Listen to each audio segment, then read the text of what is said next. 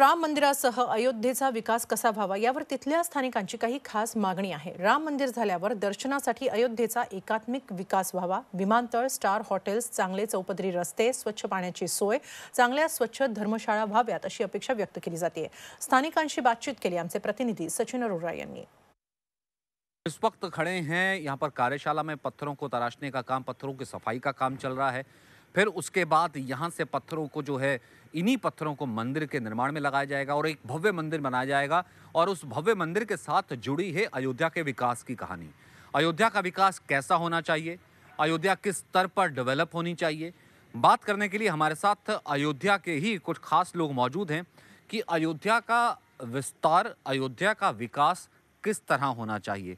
सबसे पहले आपसे जानना चाहूँगा प्रेमोन दास जी कि किस तरीके से अयोध्या का विकास होना चाहिए, अयोध्या किस तरह से जो है विकास के नक्शे पर स्थापित होनी चाहिए। बिल्कुल सचिन जी, बिल्कुल आप सही कह रहे हैं। जिस तरह राम जी का मंदिर बनने जा रहा है, जिस तरह तैयारी हो रही है, अभी बैठक हो रहा है, इसको लेकर देखिए अभी लॉकडाउन है जिसके कारण बाहर से राम भक्त अयोध्या नहीं आ रहे हैं।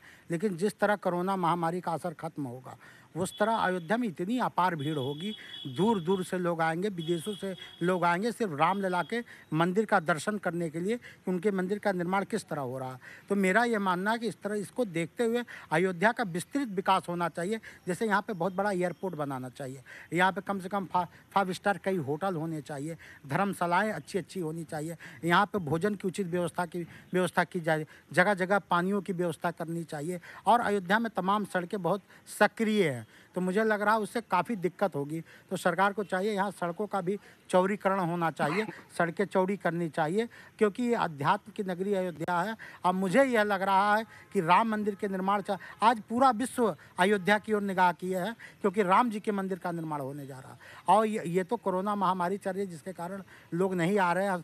हम संत महंत खुद अपील कर रहे हैं आप लोग अपने घर पे रहिए। लेकिन जैसे इस महामारी का असर खत्म होगा, वैसे ही दूर दराज से लोग, देश विदेशों से लोग अयोध्या में आएंगे। तो इन सुविधाओं का अयोध्या में होना अत्यंत आवश्यक है, इसलिए अयोध्या का विकास निश्चित होना चाहिए। और किस अयोध्या अपने आप को विकास के नक्शे पे जो कि पिछड़ सी गई है, किस तरह से स्थापित करे और क्या क्या चीज़ों का अभाव है, अयोध्या का विकास किस स्तर पर हो?